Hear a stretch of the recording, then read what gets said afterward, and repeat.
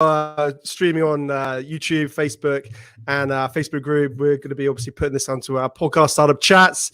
Absolutely. Thank you so much for joining me. I'm stoked that you're here. I think I've up a little bit early. I think you were just saying before we went live, I made you put you through hell. So I do apologize. No, that's okay. That's okay. You know, I'm so connected all the time, but it's true that, you know, you try to plan ahead a little bit what's going to happen in the day, but if it doesn't happen, it's okay, and you will know how throughout the conversation today, or you will know why.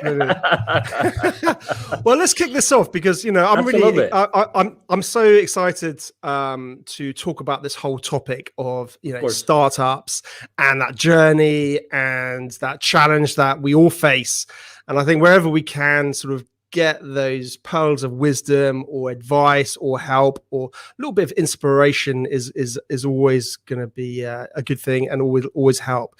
So but before we maybe sort of dive into what we're going to focus on, which is that whole, you know, pivoting in times of crisis, I think that's a really interesting sort of topic actually, because I've certainly done that in various sort of, you know, degrees, and you know, we can chat about that. So yeah, it'd be interesting seeing your perspective. But before we do, would you mind sort of introducing yourself to the audience, and just giving a bit of a background about, you know, who you are and what you do?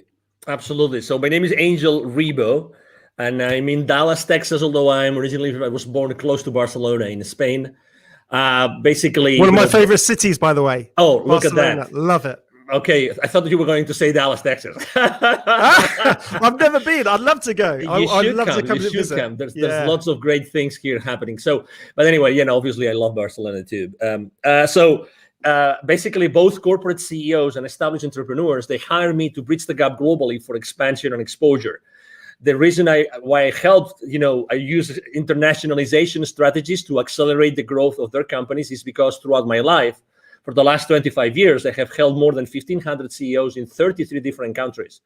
And I was able to do that because actually, let me tell you a secret now that you are actually in the UK. One of the reasons why I'm able to do this is because mom and dad, they put me through an English academy when I was in school, when I was in elementary school. And outside school, I was learning English. And I remember that the summer of 1982, I spent a whole summer in Scarborough, North Yorkshire in the UK, learning English. And I decided I'm not going to speak a word of Spanish for a whole month. And I requested that company to put me actually, obviously, with an English family, but I don't want to have contact with any Spaniard throughout the entire month. So I had actually a Swedish student doing the same thing, learning English in the UK as the same as me. And I only had contact with Swedish people and people from other places, but not with the Spaniards. And that's why I was able to speak English. And then, you know, I started my international career and everything. Something which is also really important is that, you know, as I lived in Latin America for 10 years, my heart and soul is with the kids in need in Latin America. And I started my nonprofit. It's called Wisdom for Kids. I did that 3 years ago. I'm the co-founder and president of Wisdom for Kids. And we help underprivileged kids in Latin America become entrepreneurs using the local resources. That's in a nutshell, you know, who I am and what I do in my life, Ben. No, that sounds amazing. You sound like you've been doing a lot and have a lot on your plate right now. So absolutely, it's always fascinating. And to be honest with you, I'd love to sort of dive more into all of those little, you know, all those elements and those niches to understand more about them. That'd be amazing. But maybe that's for another day. Absolutely. We can be, I mean, obviously, thank you very much for having me, Ben, here. And thank you, everybody listening to us today. And I can be with you guys anytime. You just tell me 5 minutes before, and I'll promise to be there. Okay, Ben? Pinky promise. and that never happened, of course. Pinky promise. Pinky. My son does that to me. He makes me do pinky promises. You see? Of course, I told you just 5 minutes, as opposed to the 1 minute today. It's 5 minutes. I mean, this is like 5 times more time ahead. It's wonderful. You'll have to return the favor for me. You'll have to do the same for me one day. No. Of course, obviously, I'm giving Ben a hard time just because he's this kind of guy that he takes you know, jokes and being hard on him as lightly as I do. So it's a pleasure to be with someone in life that doesn't take everything judgmentally, which we unfortunately tend to do. And you know, that's actually one of the challenges of the startup entrepreneurs as well. Yeah, it's very true, isn't it? You've got to be so adaptable and level-headed, quite cool and calm under pressure, and not getting too hyped or too upset either way, because it's a journey. It's not a sprint, isn't it? So you've got to keep an eye on that bigger picture. So Absolutely. And keep moving forward. That's the key. Keep moving forward. So let's dive into the whole sort of topic of pivoting. As we know, sometimes, a startup and an established business has to pivot. I mean, we've seen a lot of established businesses have to pivot in this time of, the COVID-19 and all the rest of it, particularly when, a business stream suddenly was closed off. A lot of brands had to sort of pivot towards more direct consumer sales rather than B2B sales. But certainly within that pre-launch phase and starting a startup, that can happen too. I know it's actually happened to us recently with one of our product launches. And without going into that, but I think it's a challenge that we face at various levels. And I guess thinking within that pre-launch phase, one of my thinkings is it sometimes best to pivot before you launch, if it's abundantly clear that you should, or sometimes is it better just to launch, test the market, and then pivot? That's a great question. And actually, you probably remember that probably it was like already 10 years ago that this guy invented this business canvas that you actually, it was a collaborative work developed here in the north of the country, in the US, by someone in the MIT, I think it was. The reason why I'm mentioning this is because we tend to forget that the buck, right, the dollar, the money starts with sales. And we are so hard on ourselves, going back to what I was saying about being judgmental, we are so hard on ourselves that we try to do everything else look perfect before we even talk to potential clients. Obviously, everybody in the startup world talks about the minimum viable product or minimum viable service, all these kind of things. But in reality, the only thing, let's say you and I, we have an idea today, and it's an amazing idea, which could be actually easy for us to have a great idea today. And we say, we're going to launch it. You know what we need to launch it? Okay, we commit that between now and 24 hours, you talk to 5 potential clients in the UK, you talk to 5 potential clients in Texas. We have 10, let's say only 50% of them show up. We already have market feedback. So I think I'm responding to your question. I'm a big proponent of, if you eventually have to launch something into the market, why don't you start talking to the market?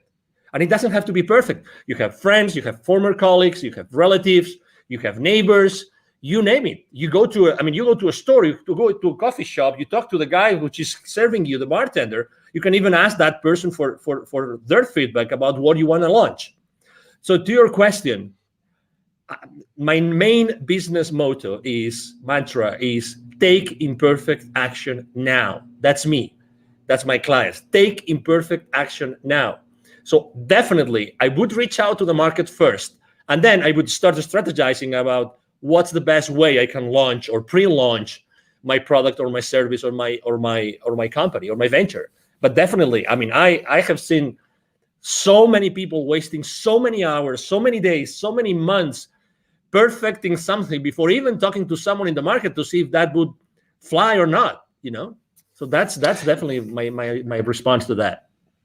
No, it's very true. I think within a good pre-launch phase, speaking to the audience is absolutely critical, because like you said, too much time can be wasted on tech development, and your whole bubble of one, an opinion of one is always dangerous, as they say.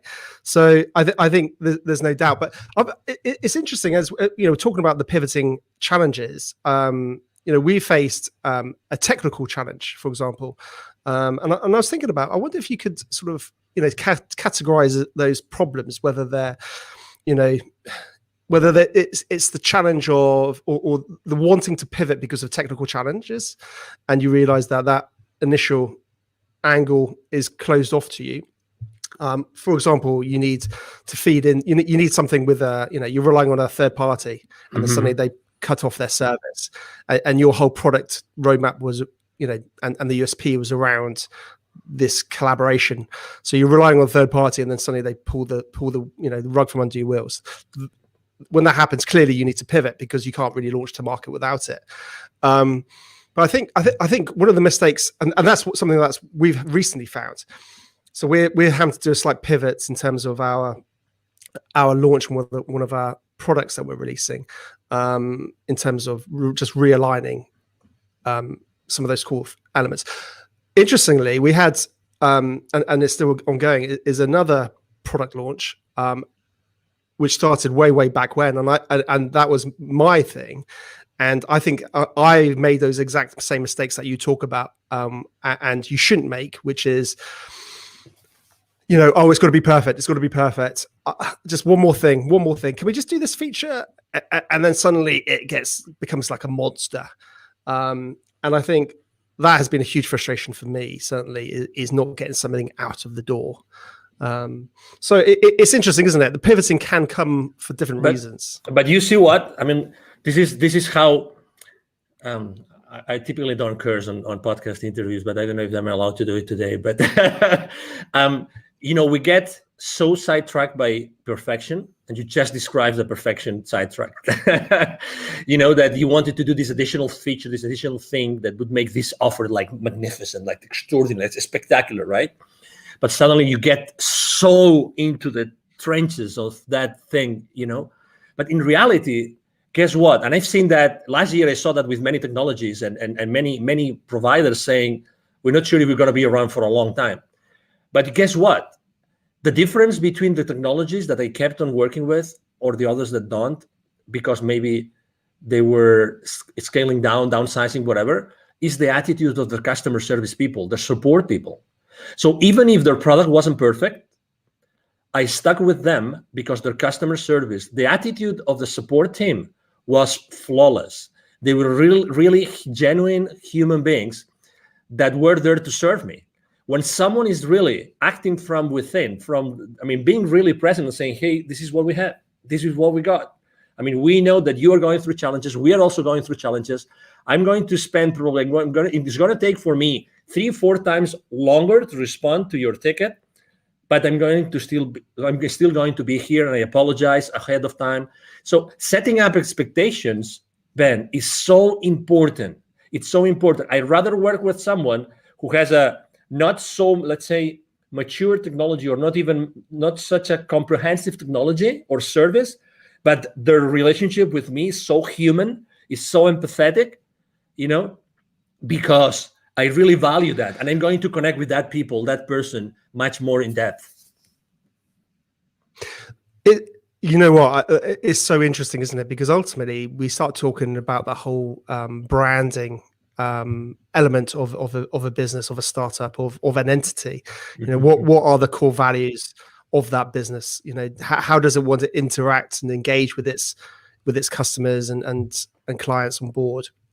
And I think we then start sort of diving into that world of the community, building a community, and whether that's, I guess, having a really good call center or team that respond to tickets and problems, or even I've seen really interesting communities built up on like Facebook groups where startups are really engaged with their communities. And I think having that authenticity and that dialogue, that's the key, isn't it? Like you touched on, it's that dialogue to say, hey, Angel, we're working on it. This is our tech roadmap. This is what we're working on. We're struggling. We're trying to get things off the ground. We're bootstrapping it, or whatever it is. And then you can feel, more of a passion towards that brand and company, and see the face behind it. Yeah. And on its own, actually, if we think about it, that's such a strong, powerful part of planning in any pre-launch phase, but also post-launch, because obviously that's when you've got to deliver effectively. And follow through, and that's always challenging. Absolutely. I can give you even another example. Last year, there's this technology that they love to use. My team is an expert on using that. It's called Zapier, which allows you to automatize so many different systems. Zapier takes webhooks from here and there and blah blah blah, integrates so many. So I use a specific dashboard with my clients, and guess what? This guy said they're not cheap, but this guy said, we're going to give you 3 to 6 months for free, just because we know you're suffering. And their support system is great. Okay, so they gave me 6 months for free subscription last year, just for the sake of it. Just for the sake of it, because I was a small business owner, I qualified, blah, blah, blah. Just 3-4 months ago, a competitor came up to the market at a fraction of their price. And they offer you so many more actions per month, which is the currency that Zapier uses. So like a fraction of the price and offering you much more for that fraction of the price. But guess what? I'm not going to change from Zapier. I'm just giving you an example, right? I'm not going to change because they stood behind me, with me all the way. They provided me extraordinary service. They even said, we know cash flow is an issue for you. We're going to support you. So, oh my God, do you think that they will ever leave Zapier as a technology provider for my team and myself? Of course not. The branding, they have, my concept about these guys, what they're going to do for me whenever my business grows more and more and more, and I need them more and more and more, they will be there for me all the way. It's amazing. Exactly. It's about the brand. It's amazing. Do you agree? 100%. And it's interesting, isn't it? Because I guess if you've got that strong narrative, that strong brand, that's good, that story that people buy into, if you do have to pivot, then it's much easier to bring them with you, because I guess you can again have that honesty and say, hey, listen, we're having to realign our business model. We're having to do this. Come with us. And when that pivoting moment does come, I'm guessing that's a lot easier. Yeah, it is because again, you trust them. You have already developed that relationship. It's all about expectations, Ben. I mean, really setting up the right expectations is so important at all levels. We tend to, there's a concept I use both when I coach personally the CEOs and when I work with in business, when I'm doing business consulting, which is a secret contract. And think about it. This concept of secret contract is just brilliant. With every single person that you have a relationship with, Ben, and everybody listening to us, with every person that you have a relationship, there's a lot of things that you've never shared with that person, but you expect from them. You've never spoken about those things, but you expect from these people a certain things. And the other way around. You've never talked about that with them, or they never talked about that with you, but they expect things from you. And that even happens with your business, with your family, with your partner, with your life partner, with your kids, with your father, mother, with your siblings. There's always those things that you expect from them, but you've probably never asked them or talked with them about them. That's why setting expectations is so important in the journey of an entrepreneur, of a startup CEO.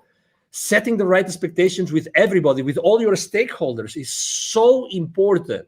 And just with that, you are building, just with that very simple thing of setting the right expectations, you're starting to build a very strong brand. You will never be in denial. You will never sweep things under the rug, ever. You will always be there because you are very clear on the expectations. That's so important. And it's so easy to do. But in reality, we don't do it. No, it's interesting, and I think you hit the nail on the head, because it also is very similar to just old ways of doing business well.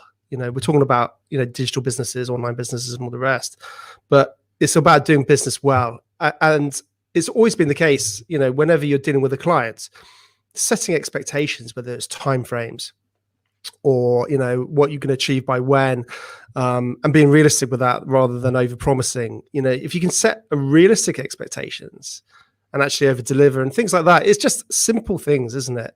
But I think what we need to start thinking about, I guess, as startup founders and all the rest of it, is how we set those expectations in a digital format to the masses, if that makes sense.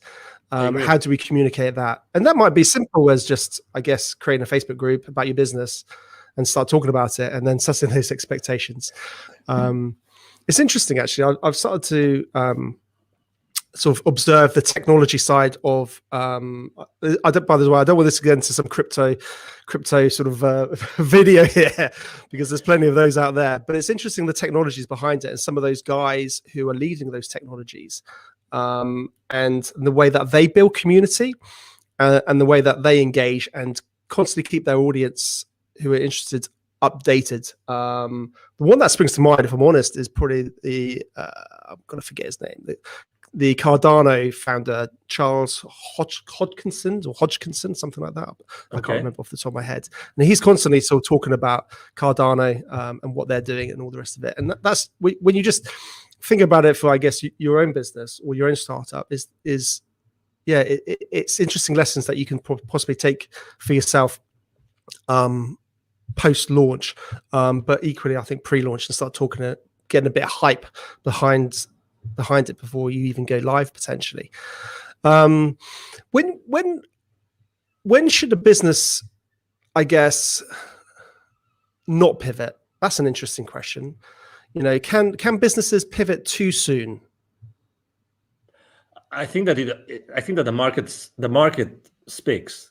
I think that the most important thing is to see if the market is actually moving, is shifting, if the market is asking for different things or not, if the market is still willing to pay for the same products and services or not. That's the question. It's not about us. It's about the market. It's about, is there a new market being created? Is there a new community being created they're going to want specific things? So that's the question. I think that you have to really put the thermometer in the market. You have to have those conversations, those imperfect conversations with your potential clients, and see, hey, will you keep on paying for this? Do you still feel the value? Do you still feel the value in these kind of products? Or right now, what's happening now, what do you think is going to help you go to the next level? How many times, honestly, think about this, Ben. How many times before you sell to a client, you actually tell them this: I know I'm going to be part of your problem when you place the PO with me, because you're going to put X amount of money on my pocket and you will have nothing in return. My commitment to you is that I will make as much as I can to return on your investment. But how many times you have told that your clients, I care so much, I know that I'm going to be your problem right now when you place the purchase order, right? And I also care, I really care about how you are going to recover that investment. These conversations are very uncommon and kind of conventional, because they are uncomfortable, because we think, oh, maybe someone doesn't place the PO, right? It's very similar to, as entrepreneurs, when we start niching, and we start thinking of what's the right way to position, what's the what's that sentence, that pitch sentence, that statement that we use when we're trying to craft it, that we're always between this 30,000 level feed, copywriting, or onto the ground level copywriting, right?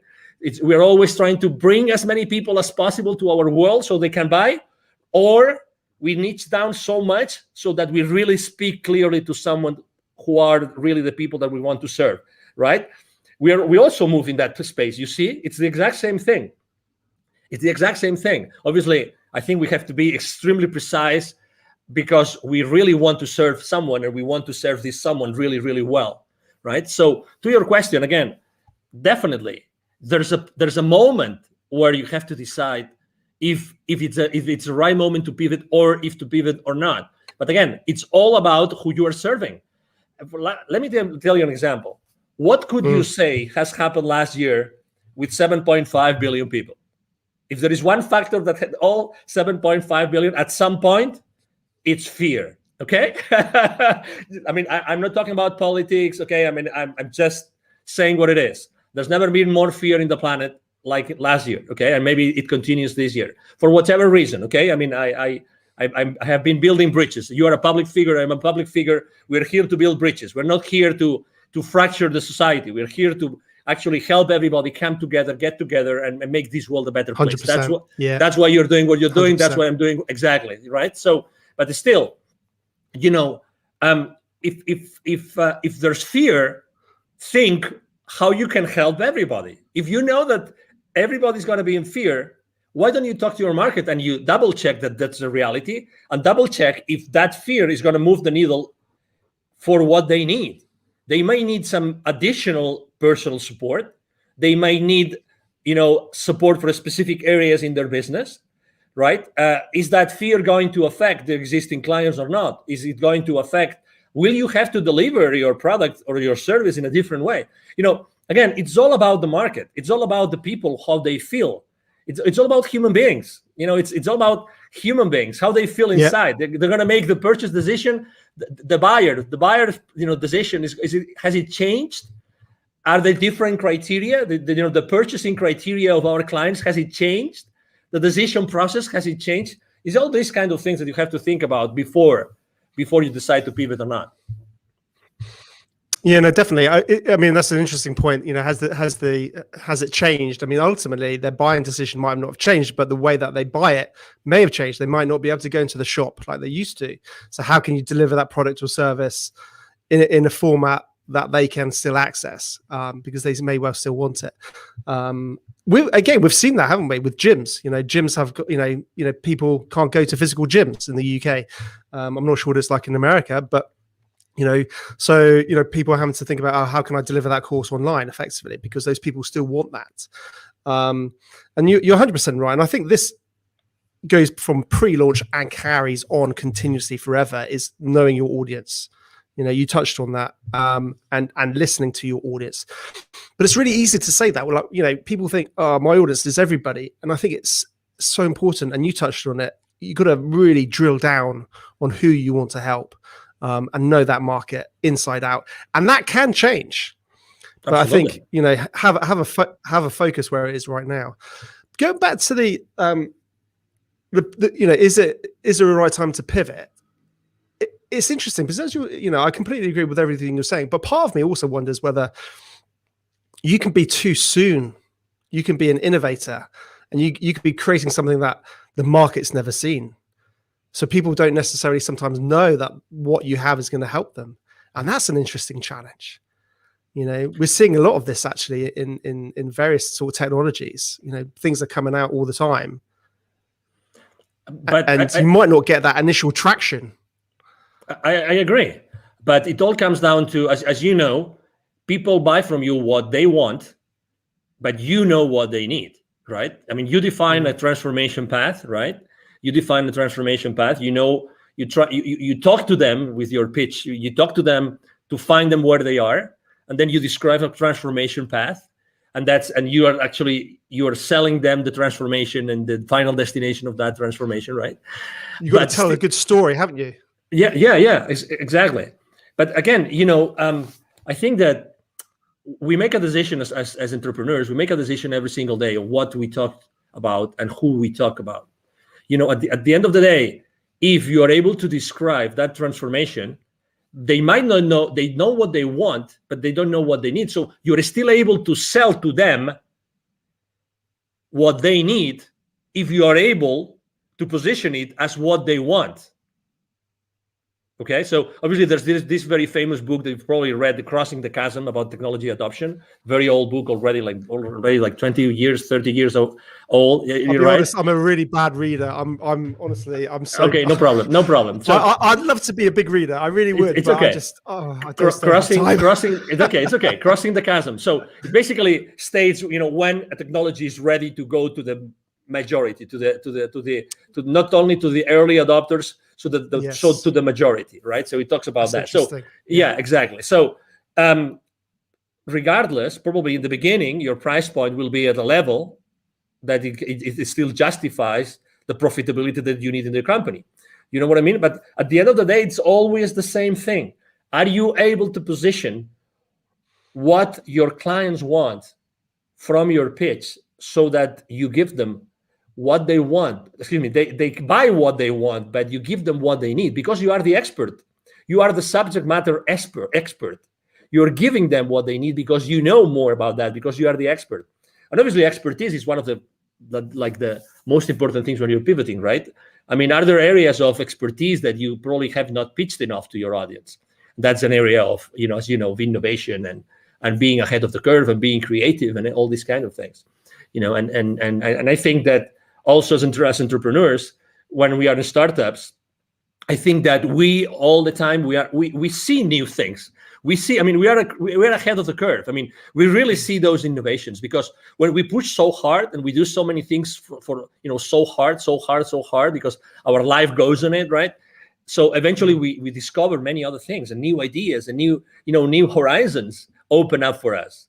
And and it is what it is, and so I mean, if you are an awakening enough entrepreneur, there's consistently reasons and ways for you to be innovative and to start trying those innovations into the market. No, definitely. I think like any good entrepreneur, they're constantly looking at the world in a different way. I call it my invisible radar. It's this. If anyone's watching the video, you'll be able to see what I'm doing. But if you listen to the podcast, you won't. But basically, it's like up there constantly, and it's just going, and then it's all hones on something, and then suddenly it's like, oh wow, this is like, and your brain starts going 100 miles an hour, and then your wife tells you to calm down and stop being silly and get focused on what you're doing.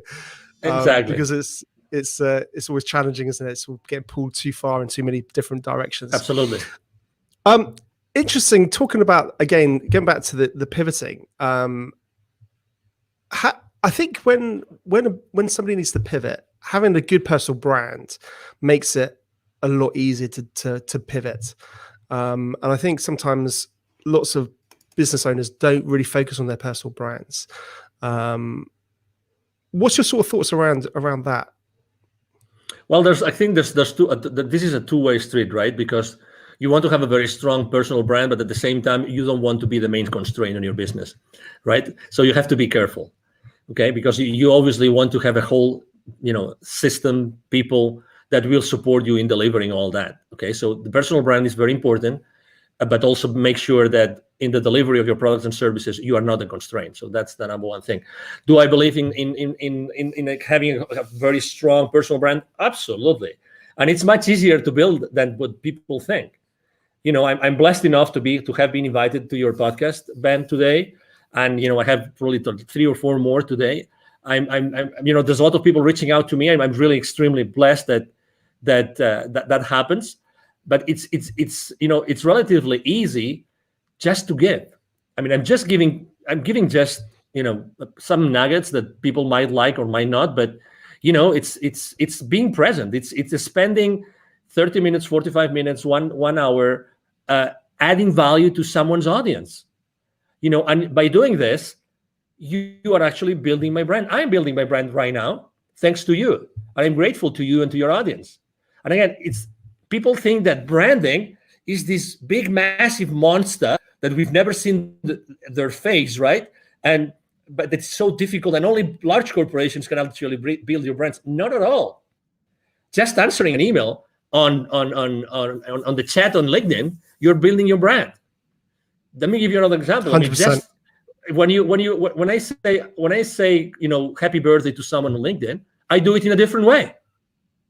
I tell you, people remember me because of the way I give them the happy birthday. And it's so simple. And the same thing when they change positions in their companies. I do it in a different way. Guess what? You don't need anything. If you're starting small and then you want to scale up in the future, guess what? You can start doing this right now. Be yourself.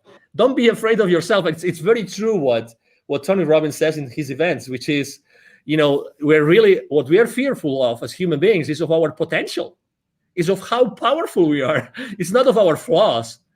It's not that we will not be able to deliver. It's of our potential, of our power. We're really powerful. We all have this expertise inside of us that nobody else will be able to deliver just because of the experience we have had in our lives.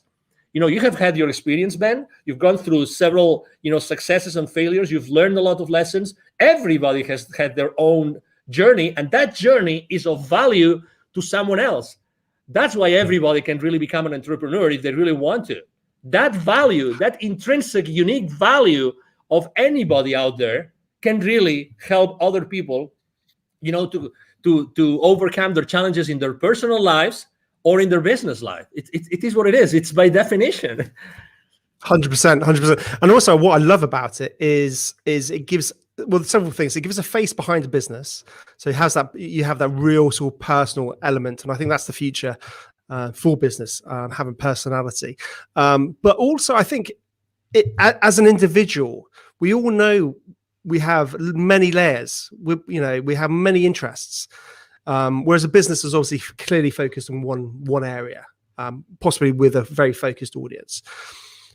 But with a personal brand, people, you're able to express more of your interests. You're able to express more of your fascinations and your other hobbies and other, businesses. So I think certainly if you do need to pivot, it's much easier to do so, and because people believe and buy into you, not that particular product or service. So I think that's something very, very interesting.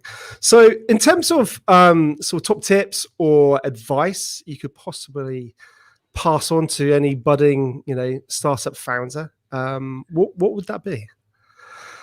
Well, I said it before briefly, but it's definitely, I think that's, honestly, I think this is at least 50% of the success, of the secret to success for any entrepreneur right now, which is take imperfect action now. Take imperfect action now. Expose yourself. Whatever you want to do, start doing it right now, immediately. Start talking to potential clients, to potential partners, to potential collaborators, to potential allies, immediately. Take imperfect action now. Don't wait. There's never going to be a perfect time for you to become an entrepreneur. Never. Yeah. So why don't you start doing it now? You don't really need much. Honestly, you don't really need much. Really. I mean, what did they say? Yesterday's the worst day, today's the best day, or something like that. I probably got that completely wrong. No, yesterday was the best day. Today, I can't remember. I'm just probably making something up. No, that's okay. But it's a matter of, hey, take imperfect action now. And then as soon as you start making steps, taking those steps, as soon as you start doing that, you will start seeing the forest. You will start seeing this works, it doesn't work, this could work, this couldn't. You start seeing the rest of it. But you have to start making those steps. You know what I mean? So definitely. Exactly. So be humble enough to do that. Definitely. And just out of interest, on a side note, Angel, what's the sort of whole startup scene like in Dallas, and in your hometown? What's business like there? Well, I have to say, first of all, it has changed and improved a lot. Dallas used not to be the startup hub that it is today. I've been very involved with the startup community here. Actually, last year, it's so funny. Last year, I gave 2 different webinars to the startup community here, and the title of both webinars were Pivoting in Times of Crisis. both of them. So there's a very strong community for startups here, very strong. That particular accelerator I gave the webinars to, it's called The Deck, but there's many accelerators. The mayor of Dallas himself, he has said many times on the stage, he wants to become a very stronghold, important stronghold of the startup community in the country. And there's a lot of, angel investors community and family offices. And this, it's really a great place to be an entrepreneur and to start up your business. I'm very involved with the Startup Week here and with the Startup Weekends. I've been the jury for a few Startup Weekends as well. So, it's a great place to be, definitely. I would encourage anybody that would like to maybe try and come to the US. This is a great place to be. Fantastic. And am I right in thinking a lot of people are moving out from California and Silicon Valley to Dallas? Totally. Is that right? Yeah, it's true. Actually, large corporations, even before the pandemic started large corporations from California started to relocate here. And right now it's massive. It's massive, the amount of people that are moving from California and many other states to Dallas, to Texas, North Texas, because Dallas is strategically positioned. You don't think about it, but Texas is a huge state. We will never run out of space. That's the beauty. We will never run out of space. And we don't have a state income tax, which is great.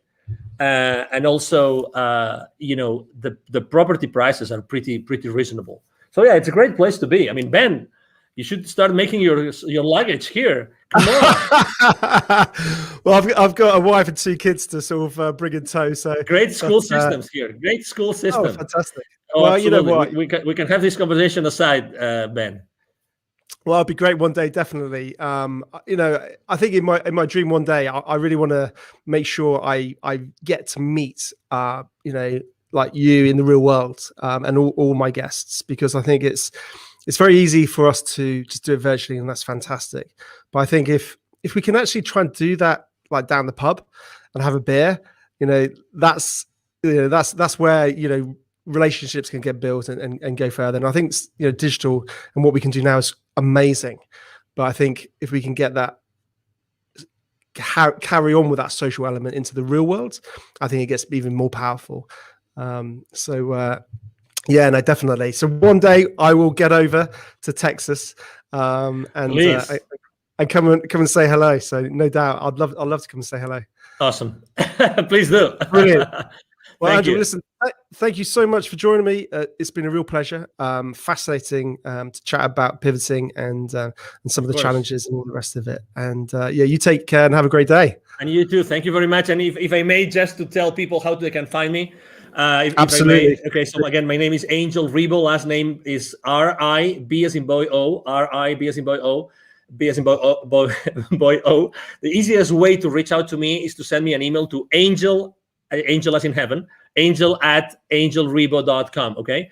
Thank you very much. Really, Ben, it's been a pleasure to be here. And thank you everybody that has been listening and watching to us today.